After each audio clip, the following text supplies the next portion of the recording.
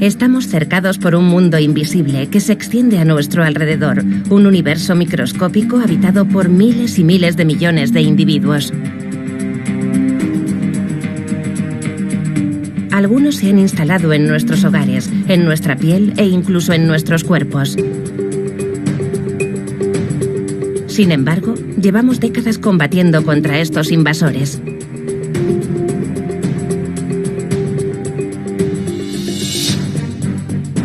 Nos vacunamos, ingerimos antibióticos, desinfectamos, esterilizamos. En nuestras sociedades desarrolladas, la guerra contra los microbios se agrava y nuestra vida se vuelve cada vez más antiséptica.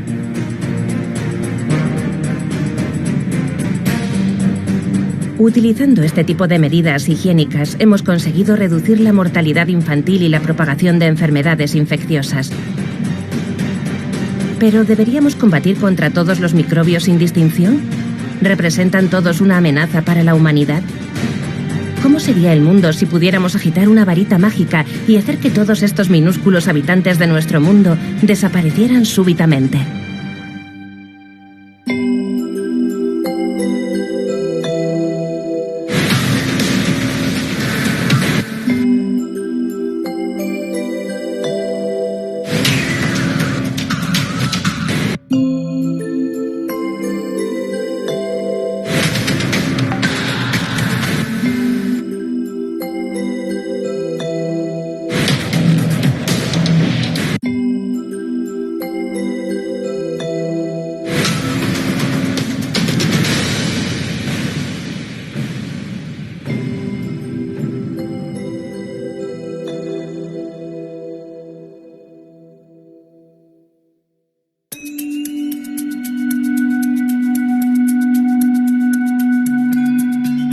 Hace 3.800 millones de años, la Tierra estaba cubierta de agua.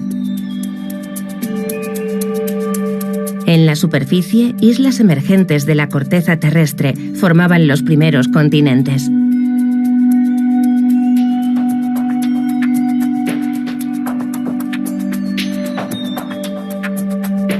Pero la atmósfera era tóxica, el calor abrasador y nuestro joven planeta estaba siendo bombardeado constantemente por meteoritos. Sin embargo, fue exactamente en ese periodo cuando en el fondo de nuestros océanos comenzaron a aparecer los primeros seres vivos, las bacterias. Estos microorganismos formados por una sola célula son los antepasados de todas las otras formas de vida. Y todavía hoy son los verdaderos amos de nuestro planeta. Han colonizado todos los hábitats, desde las profundidades de los océanos hasta los bosques tropicales, desde los áridos desiertos hasta los páramos helados de los polos, desde la remota campiña hasta nuestras superpobladas megalópolis.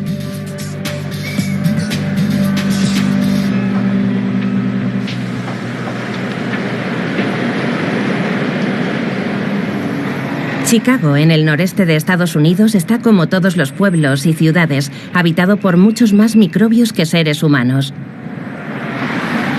Aquí, en la prestigiosa Universidad de Chicago, el microbiólogo Jack Gilbert tiene pasión por este mundo invisible y en gran medida incomprendido. Estimamos que hay entre 100.000 millones y 1 billón de especies de bacterias. 1 billón de especies de bacterias. Usted, un ser humano, tiene alrededor de 1.000 especies. 1 gramo de tierra puede contener 1.000 millones de especies o 1 millón. No lo sabemos. No podría existir un mundo o incluso la vida tal y como la conocemos sin bacterias, sin hongos, sin esos virus que hemos llegado casi a odiar. En el transcurso de los últimos 100 años, se ha convertido en una obsesión matarlos, pero son esenciales y vitales para la vida. La propia palabra microbio puede hacer que nos sintamos incómodos. Es sinónimo de suciedad y enfermedad. Soñamos con un mundo libre de estos minúsculos invasores.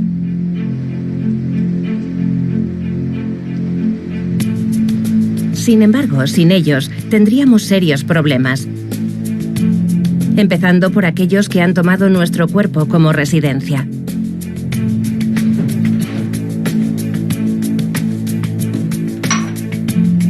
La próxima vez que se mire en un espejo, tenga en cuenta esto.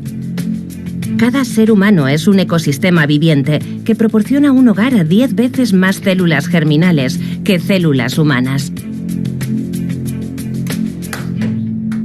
Cada ser humano tiene unos 100 billones de bacterias viviendo en su cuerpo.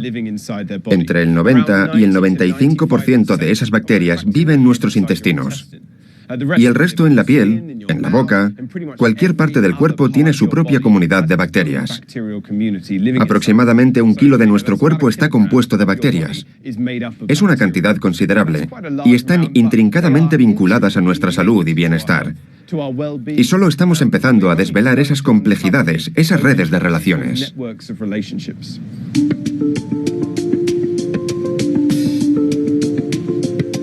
Desde hace varios años, la comunidad científica internacional trabaja duramente para intentar desvelar los secretos de estos sorprendentes organismos.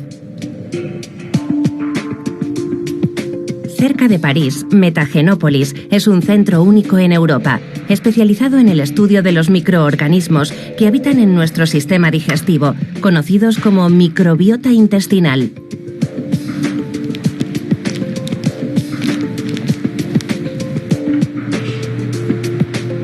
Cada día los equipos que trabajan aquí reciben unas muestras bastante peculiares y un tanto hediondas. Los científicos la denominan materia fecal o, coloquialmente, excrementos humanos.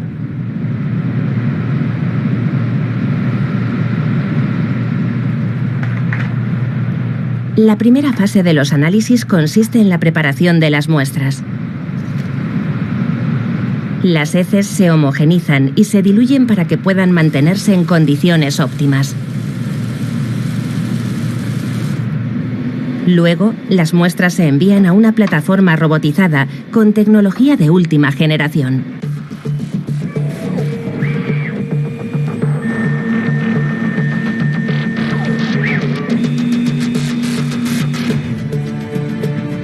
Las paredes celulares de los microorganismos se destruyen, dejando solo su ADN. Dentro de esta caótica maraña se encuentra el ADN de todos los microbios que viven en el tracto gastrointestinal de un individuo.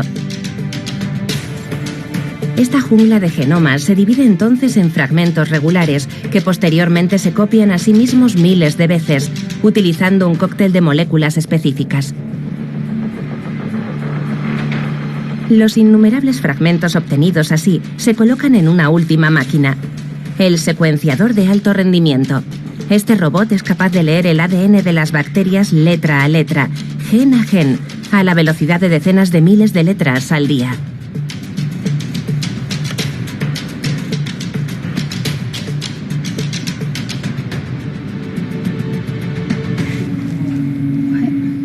La masa de datos así obtenida es entonces clasificada y analizada, utilizando software bioinformático especializado.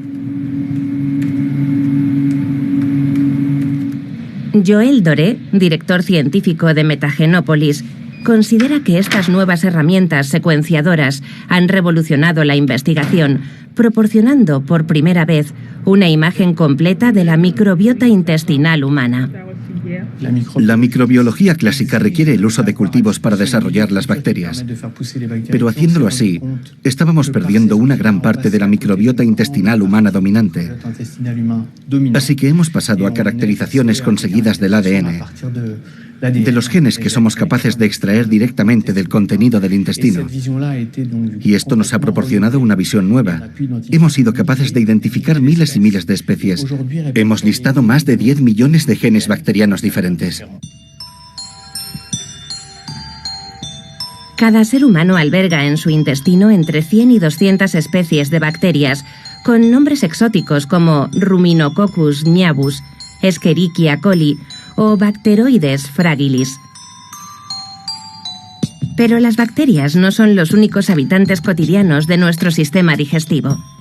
El Methanobrevibacter smithii, por ejemplo, pertenece al grupo de las arqueas, cuya estructura y funcionamiento son ligeramente diferentes.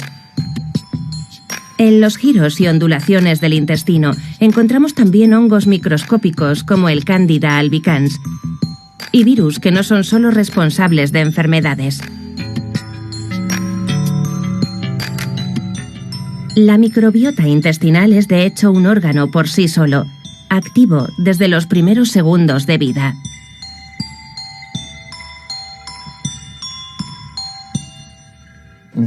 El feto, en el útero, es estéril y en el nacimiento descubre el mundo de los microbios. Entonces se producen importantes desarrollos condicionados por la forma en que nace el bebé, ya sea vaginalmente o mediante cesárea, por exposición a antibióticos u otros tratamientos y por la alimentación también, ya sea con leche materna o de fórmula.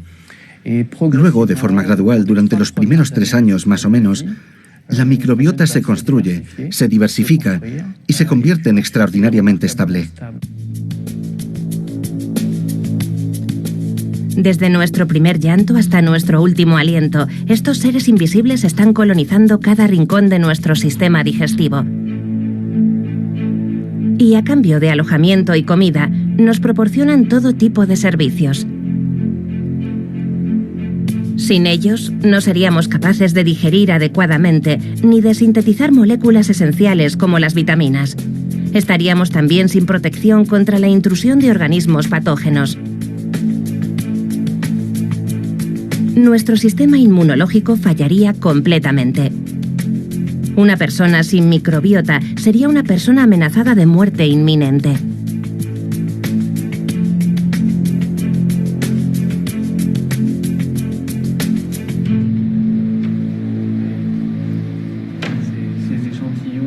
Duško Erelić dirige el proyecto Metagenópolis. Este reconocido profesor es uno de los pioneros en el estudio de la microbiota intestinal. No alberga ninguna duda sobre la enorme importancia que este mundo invisible tiene para nuestra salud. El tener numerosas especies microbianas parece que está relacionado con una mejor salud general. Por otro lado, una pérdida de esta riqueza puede asociarse con comunidades microbianas que producen menos cantidades de sustancias necesarias para la salud de nuestro intestino y con una producción elevada de sustancias proinflamatorias. Y hay que señalar que la inflamación es en realidad un componente de muchas, o tal vez de todas las enfermedades crónicas que están en constante aumento desde hace décadas en nuestras sociedades.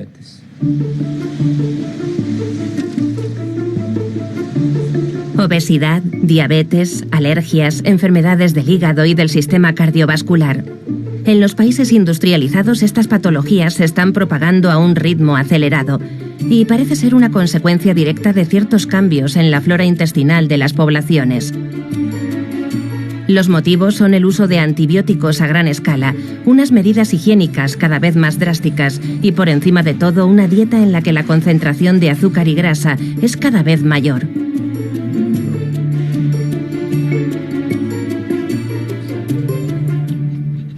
Podemos detectar esta pérdida de riqueza con un 95% de precisión. Así que podemos saber qué personas están en riesgo. Y hemos visto que la intervención nutricional puede ayudar a recuperar al menos parte de esa riqueza. Y tenemos 2 elementos para prevenir la enfermedad crónica: detección del riesgo y alivio del riesgo. Según los expertos, el consumo de abundante fibra es muy importante en cuanto a la regeneración de la diversidad de nuestra flora intestinal y, por consiguiente, en la prevención o incluso la cura de estas enfermedades crónicas. En un futuro próximo, puede que seamos capaces de tratar los alimentos de esta forma, vía intestinal. Dietas especiales, la ingesta de microorganismos para restablecer el equilibrio y el perfeccionamiento de nuevos medicamentos, inspirados por la acción de los microbios presentes en nuestro cuerpo. Ya están siendo exploradas varias vías, entre ellas los denominados trasplantes fecales.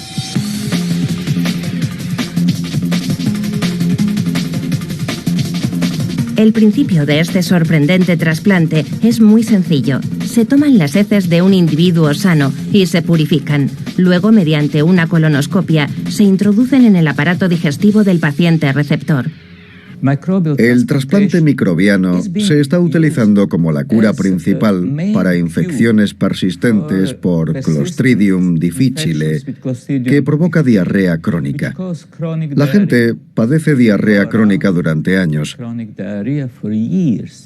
Son tratados con antibióticos. Se sienten mejor, pero luego recaen. El trasplante microbiano cura el 90% de los casos. Al cabo de un día se sienten mejor y no vuelven a recaer. La investigación sobre la microbiota intestinal humana acaba de comenzar y podría revolucionar nuestro concepto de la medicina y la prevención de enfermedades. Según los expertos, los microbios que viven dentro de nosotros podrían ejercer una influencia mucho más allá de nuestros intestinos y sistema inmunológico. Podrían estar manteniendo una conversación permanente con nuestro cerebro. Esto es un laboratorio animal bastante especial. Aquí, los ratones y las ratas son criados en burbujas herméticamente selladas. Son lo que se conoce como animales axénicos, que significa que carecen de flora microbiana. El aire que respiran, el agua que beben, el alimento que comen, incluso la basura de sus jaulas es todo cuidadosamente esterilizado.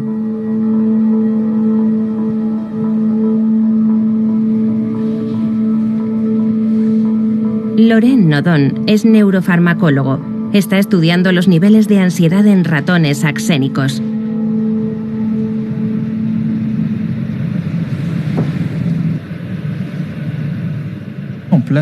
Ponemos al ratón en esta plataforma, que no es muy alta, solo 4 centímetros. Pero, como ven, el ratón tiene muchas dudas a la hora de descender. Tiene miedo de hacerlo. Un animal realmente ansioso permanecerá en la plataforma, aunque volvamos a hacer la prueba 3 veces en el transcurso de 5 minutos. Por otro lado, ratones sin ansiedad descenderán en menos de 1 minuto, y cuantas más veces los coloques ahí, más rápidamente bajarán. Esta prueba nos muestra que los ratones axénicos sufren más ansiedad que los ratones normales. En todo el mundo, los científicos están llevando a cabo experimentos para comparar el comportamiento de ratones axénicos con el de sus congéneres normales. Aquí, por ejemplo, miden el tiempo que emplean las ratas en los pasillos abiertos y cubiertos de un aparato experimental.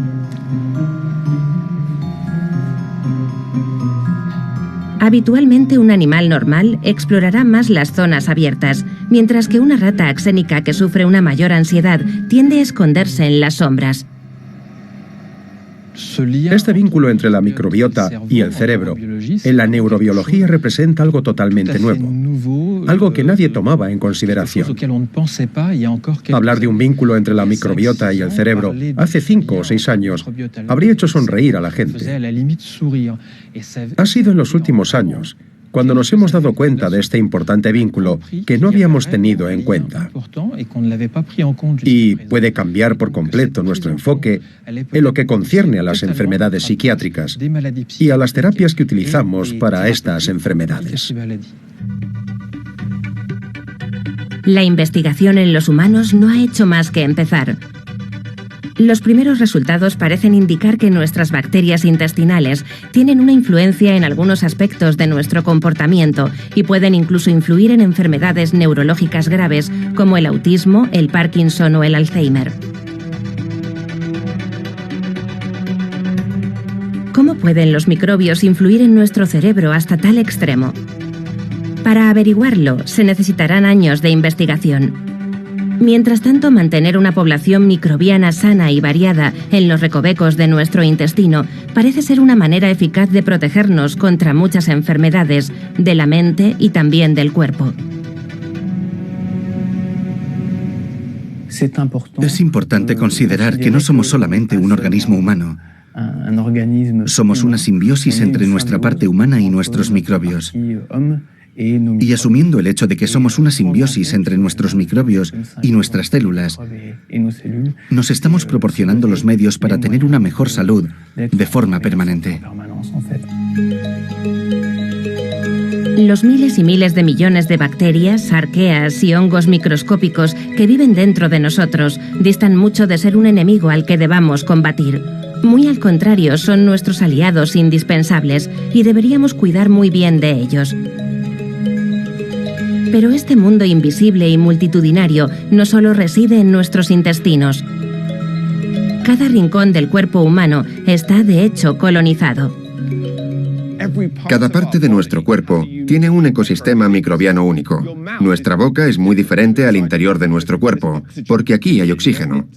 Aquí en nuestro intestino hay muy poco oxígeno. Tenemos distintos ecosistemas con respuestas diferentes. Nuestro codo es diferente a nuestra mano. Nuestro pie a la parte posterior de nuestro cuello o al interior del oído. Son ecosistemas diferentes que los microbios han colonizado, porque encontraron un motivo para estar ahí. Encontraron una habilidad para adaptarse y para explorar ese mundo microbiano y convertirlo, por así decirlo, en su hogar. Las partes más grasas de nuestro cuerpo, como la cara, el cuello y la espalda, están dominadas por la familia de las propionibacterias. Las zonas más bien húmedas, como las axilas, el pliegue del codo y el espacio entre los dedos de los pies, están habitadas principalmente por corinebacterias. Los estafilococos se encuentran principalmente en regiones más secas, como el antebrazo o las piernas.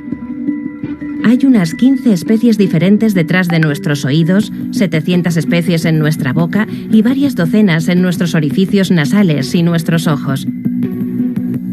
El teléfono móvil es realmente una extensión de nosotros mismos, cubierto de millones de bacterias, que en su mayor parte han llegado allí desde nuestras manos y nuestra boca.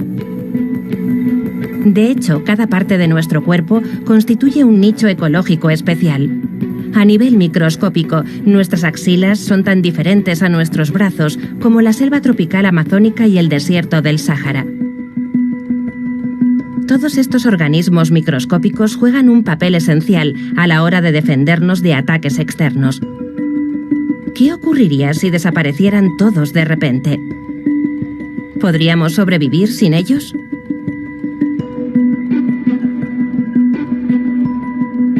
Como las ratas y los ratones axénicos del laboratorio, tendríamos que vivir dentro de una burbuja, un entorno perfectamente estéril que nunca podríamos abandonar.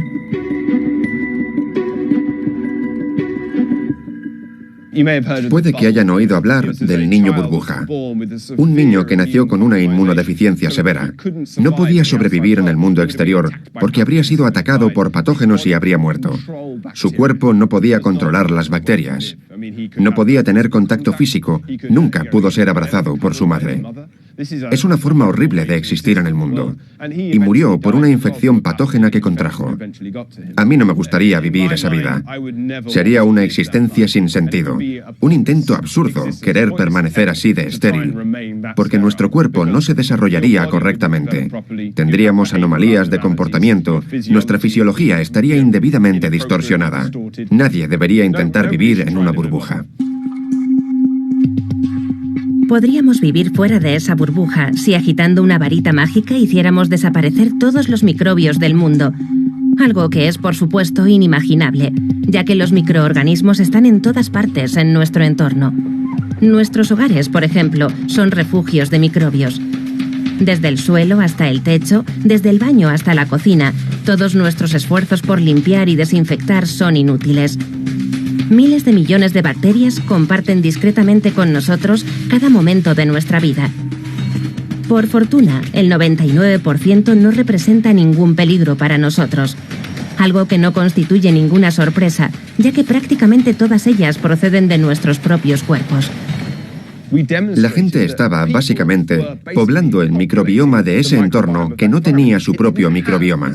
Si nos mudamos a vivir a una casa, incluso a una casa en la que previamente ha vivido alguien, nosotros colocaremos nuestro microbioma en ese entorno, configurando esa biodiversidad con las bacterias de nuestra piel, boca, tracto intestinal, configurando ese ecosistema.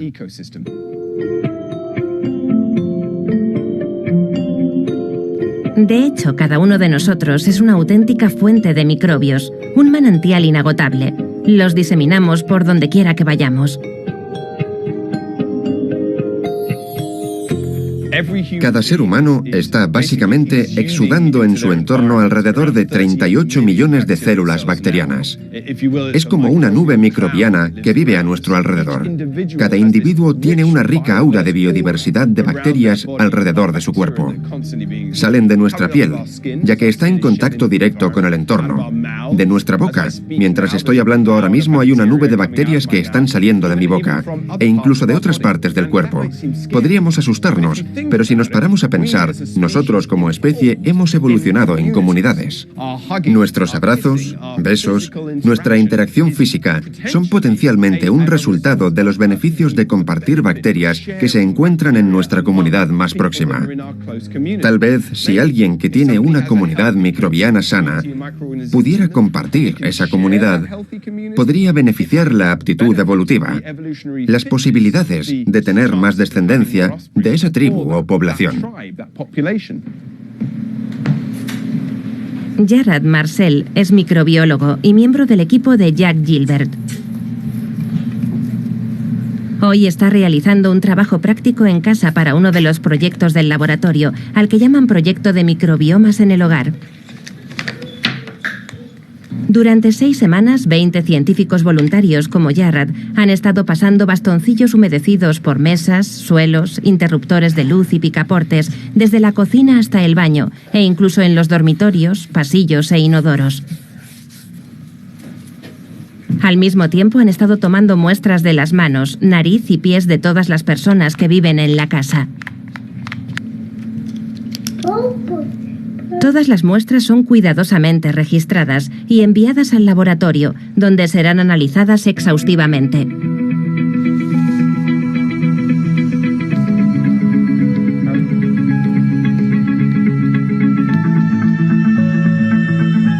Uno de los objetivos es determinar con exactitud cómo intercambiamos nuestros microbios con nuestro entorno y con las personas que nos rodean.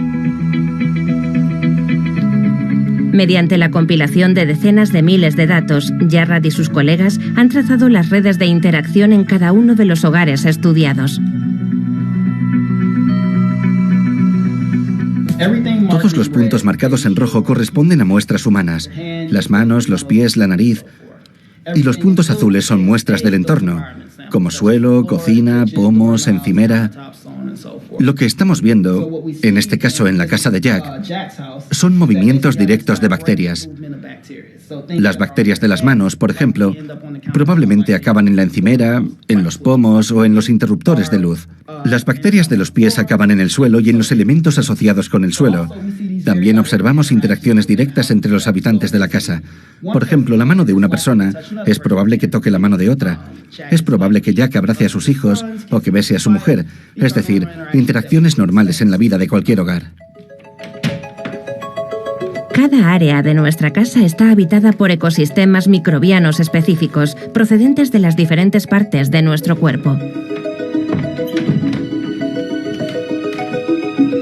Pero en la casa de la familia de Jarrad encontramos otros habitantes. Ven, Dominó. 2 perros adultos, cada uno de ellos con su propia población microbiana. La presencia de los 2 canes cambia radicalmente el perfil de los intercambios entre los humanos y su hogar. Los perros lo trastocan todo. Se convierten en superautopistas de la información. Y la pregunta es, ¿por qué? Bueno, la cuestión es que cuando añadimos un perro al conjunto, este influye en nosotros y en la casa más de lo que la casa y nosotros influimos en el perro. Es decir, que el perro dirige el sistema. ¿Y por qué? Porque a nuestro perro no le importa lo que toca con el hocico o con las patas.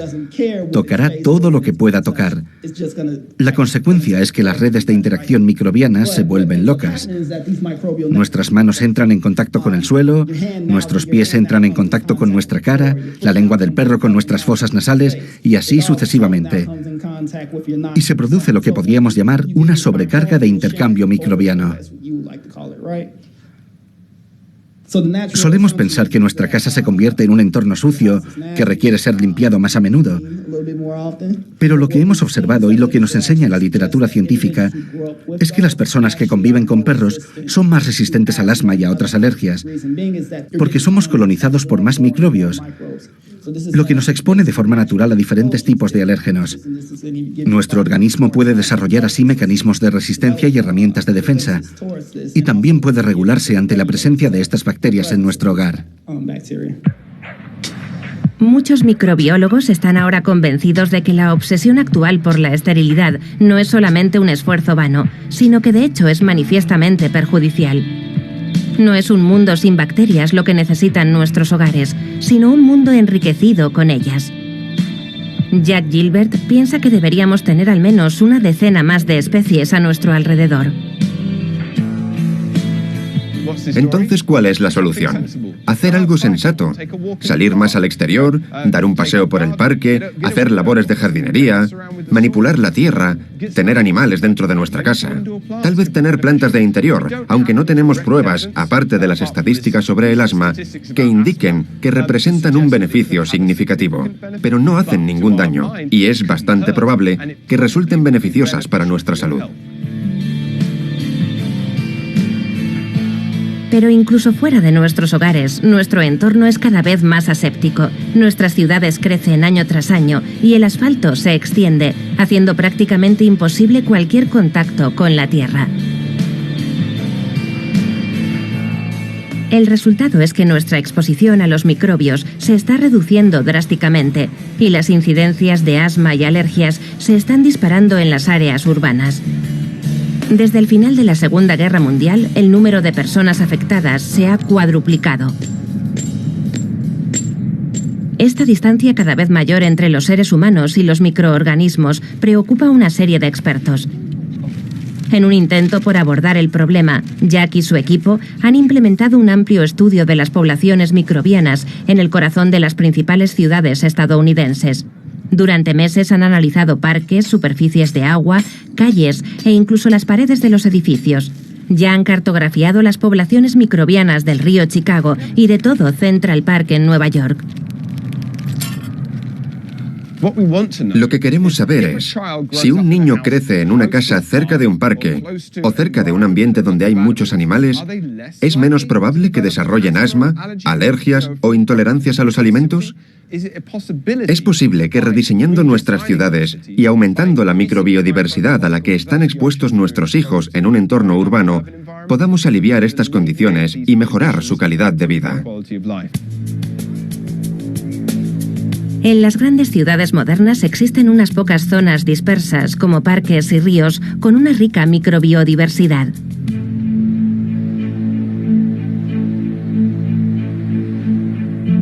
Pero eso no es suficiente. Las megalópolis se han convertido en mundos virtualmente sin microbios y las personas que viven en ellas son cada vez más frágiles.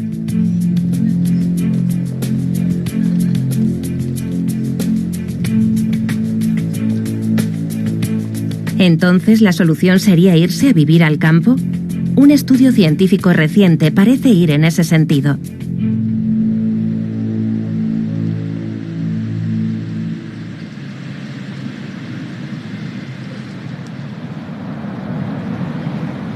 Los experimentos se llevaron a cabo aquí en Bélgica, en el Centro de Investigación sobre Inflamación de la Universidad de Gante.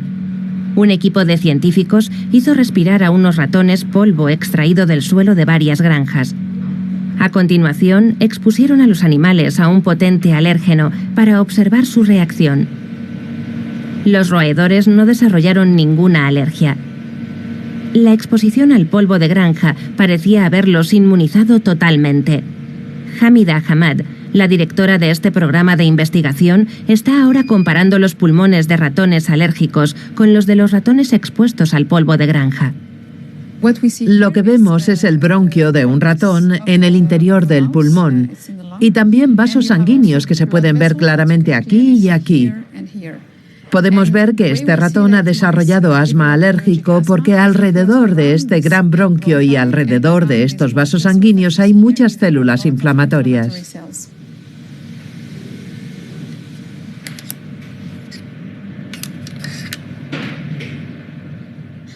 Aquí vemos de nuevo el bronquio de un ratón y aquí los vasos sanguíneos.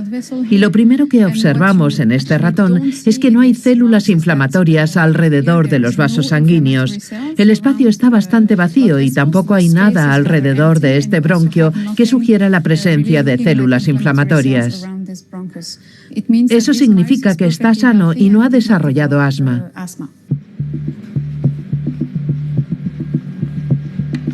Para investigar más a fondo qué mecanismos están involucrados en la protección de los ratones, los investigadores multiplicaron los análisis de sus pulmones.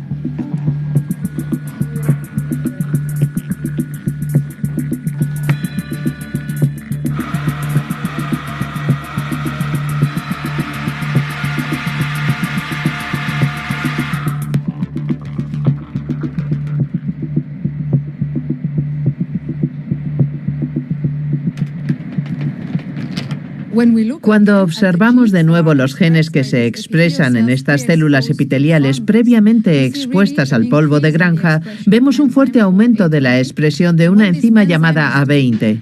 Y esta enzima detiene toda la cascada de señalización necesaria para activar las células epiteliales, de modo que ya no reaccionan ante la presencia de un alérgeno. ¿Qué es lo que ha causado el aumento de la expresión de la enzima A20 y la supresión de la reacción inflamatoria? Los científicos intentan responder a este interrogante, pero existen ya varias moléculas sospechosas y dichas moléculas provienen precisamente de las bacterias presentes en las granjas. El profesor Bart Lambrecht es neumólogo. Ha estado trabajando con Hamida Hamad en el estudio del polvo de granja. ¿Siente mucho dolor? Mi marido está resfriado. ¿Y le ha afectado a usted? Sí, lo he notado. Muy bien. Llevando a cabo un seguimiento de cerca de 2.000 niños durante varios años, el profesor Lambrecht ha demostrado que estos mismos resultados podrían lograrse con otras personas. Los niños que crecen en granjas están protegidos contra todo tipo de alergias respiratorias. Pero para adquirir esta inmunidad hay que estar expuesto desde muy temprana edad. Solo parecen protegernos durante los 2 primeros años de vida. Podría tener que ver con el hecho de que el sistema inmunológico todavía está en desarrollo. Nuestro sistema inmunológico no madura realmente hasta la edad de 2 o 3 años. Y durante este primer periodo puede ser educado. La segunda explicación en la que estamos trabajando es que esos 2 primeros años de vida constituyen también el periodo en el que el pulmón se está desarrollando.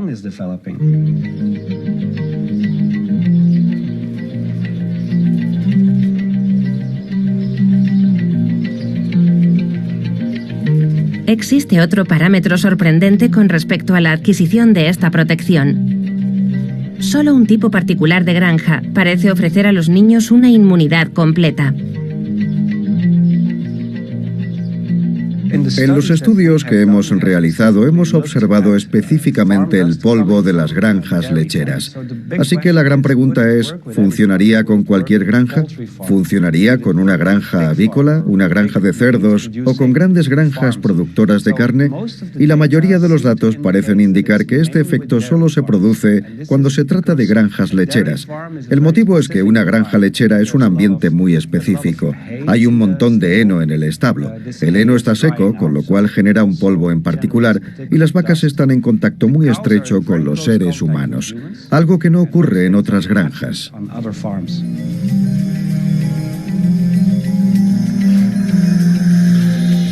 ¿Significa esto que tenemos que sacar a nuestros bebés del ambiente urbano y llevarlos a visitar granjas lecheras? No es tan simple. Los datos parecen indicar que tendrían que pasar en la granja varias horas al día y varios días a la semana para adquirir una protección real.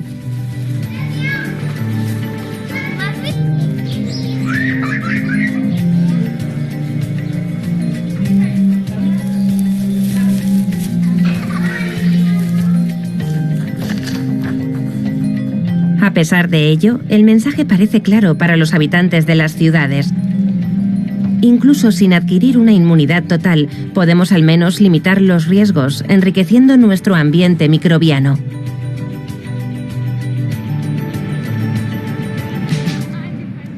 Yo diría que vivimos en un ambiente demasiado estéril. Cuando vemos el comportamiento de ciertas personas que tienden a desinfectarlo todo en casa de arriba a abajo, no es algo que yo recomiende. Es cierto que es muy importante vivir en un ambiente limpio, por supuesto. No estoy diciendo que todos debamos vivir en un ambiente sucio, pero demasiado limpio tampoco es bueno.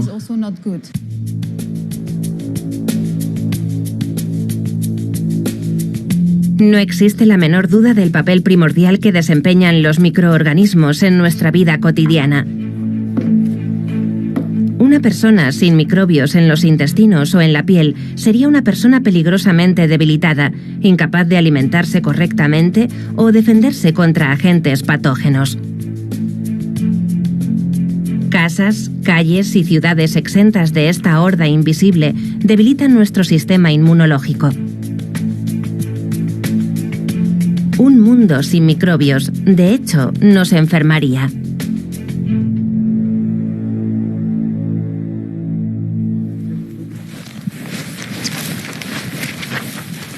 Pero la importancia de estos miles de millones de organismos microscópicos va mucho más allá de nuestra salud.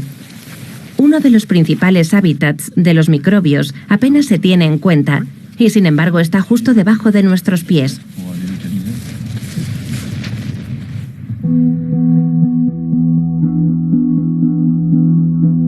En un solo gramo de tierra hay hasta 1000 millones de bacterias. Muchas de ellas pertenecen al grupo de las Firmicutes, como el Bacillus megatherium.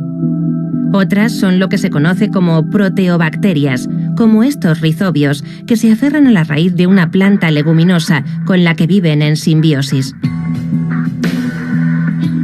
Sin embargo, otras bacterias adoptan una forma filamentosa, los actinomicetos. Pero un gramo de tierra contiene también alrededor de 1 millón de hongos microscópicos, como el Fusarium o el Aspergillus.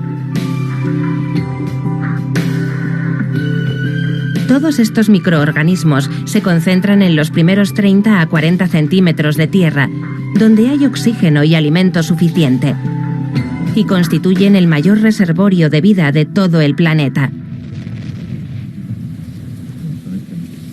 En el oeste de Francia, un equipo de científicos liderado por Lionel Ranger lleva años estudiando esta población subterránea verdaderamente singular, pero a menudo ignorada.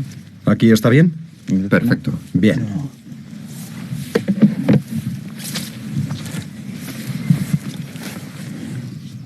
Muy bien. Hoy están tomando muestras de diferentes tipos de suelo para comparar la biodiversidad que hay en cada uno de ellos. Hay una enorme densidad vegetal. En el suelo hay muchas raíces visibles, por lo que incluso antes de realizar los análisis, sabemos que en este suelo, con una textura fina, bajo una cubierta vegetal permanente y bastante rica en materia orgánica, deberíamos encontrar multitud de microorganismos. Ahora se dirigen al campo vecino de colza.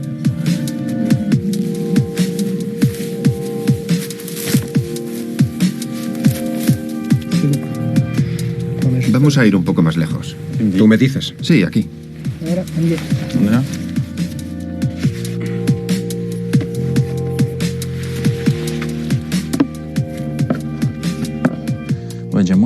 Hay menos raíces que en el otro campo. Por el tipo de raíces se puede ver que se trata de colza y nada más. Durante meses, los científicos han estado analizando más de 2000 muestras de suelo tomadas en todo el territorio francés. Bosques, viñedos, huertos, tierras de cultivo, todos estos tipos de suelo han sido analizados exhaustivamente. Este experimento, único en su género en todo el mundo, ha demostrado que el suelo de bosques y praderas contiene más bacterias y hongos que el de la tierra cultivada, a menudo dañada por el arado y el uso de productos químicos. Pero aunque el número total de microorganismos es inferior en las tierras cultivadas, en cambio, contiene una mayor variedad de especies. El suelo cultivado con fines agrícolas tiene un número mayor de especies que el suelo de praderas y bosques. Este fenómeno se debe a un concepto ecológico bastante simple: perturbación intermedia, que significa que la diversidad de un ecosistema está relacionada con el nivel de estrés o de perturbación. Un ecosistema que no está muy perturbado no tiene tanta biodiversidad como uno que está moderadamente perturbado, donde un poco de estrés estimula la diversidad. Las especies que se obtienen en suelos intensamente cultivados pueden ser más problemáticas porque se adaptan a entornos perturbados, por lo que sus estrategias están más orientadas hacia la colonización y el agotamiento de los recursos, y hay más probabilidades de que haya patógenos. Mientras que en los sistemas naturales o seminaturales, como praderas y bosques, se obtienen especies estabilizadoras con menos patógenos. Estas bacterias que Lionel llama estabilizadoras, que se encuentran en ecosistemas menos perturbados, desempeñan un papel crucial a la hora de mantener la buena salud del suelo. Uno de los trabajos esenciales que realizan estas bacterias es el reciclado de la materia orgánica. Descomponen las hojas muertas, los excrementos y los cuerpos de los animales, transformándolos en minerales que las plantas pueden absorber directamente. Estas bacterias son, de hecho, los basureros de nuestro planeta.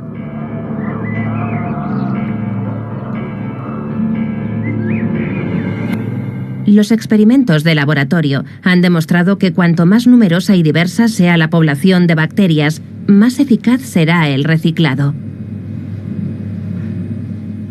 Si se reduce la diversidad microbiana alrededor de un 30%, se reduce la mineralización del material orgánico en el suelo entre un 30 y un 40%. Eso supone una pérdida de la fertilidad biológica. También examinamos la supervivencia de los patógenos. Lo que hicimos fue añadir un agente patógeno humano, la Listeria monocytogenes, que normalmente no se encuentra en el suelo. Comprobamos que no podía establecerse donde había un nivel máximo de diversidad. Pero si la diversidad se diluía, la Listeria era cada vez más capaz de sobrevivir. Pudimos detectarla de 30 a 40 días después de haberla agregado, tiempo suficiente para convertirse en una amenaza epidemiológica, es decir, en una fuente de enfermedad. Por lo tanto, los suelos empobrecidos son menos eficientes y más vulnerables a la invasión por microorganismos patógenos, peligrosos no solo para los cultivos, sino también potencialmente para nuestra salud. Sin embargo, un suelo sano nos proporciona protección contra los ataques, aumentando su fertilidad, al tiempo que almacena carbono, purifica el agua y limpia la contaminación. El equilibrio crucial de nuestro suelo está controlado por los miles de millones de los llamados microbios buenos que viven allí. Todavía estamos muy lejos de conocer todas las especies que viven bajo nuestros pies o todos los beneficios que nos aportan, pero las investigaciones continúan incansablemente. Y una cosa al menos está clara: sin estos microorganismos, nuestros suelos morirían, y nosotros con ellos. El suelo es como un tubo digestivo, es un digestor. Lo alimentamos con productos químicos o con productos orgánicos, y él los transforma para obtener productos agrícolas o un ecosistema natural y equilibrado. Si nos deshacemos de estos microorganismos, estaríamos eliminando el estómago del ecosistema y moriría. Las plantas no crecerían, el material orgánico se acumularía sin descomponerse y el sistema moriría, incluidos los seres humanos. Si el suelo no es utilizable, no hay más producción primaria ni producción vegetal. Un mundo sin microbios es inconcebible.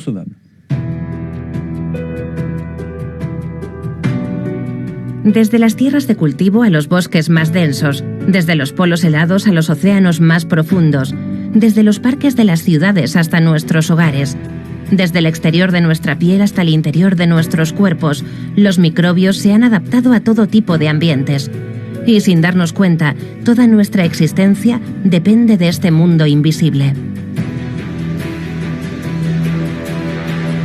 Al final, la cuestión fundamental no es si desapareceríamos sin ellos, sino cuánto tiempo tardaría en suceder.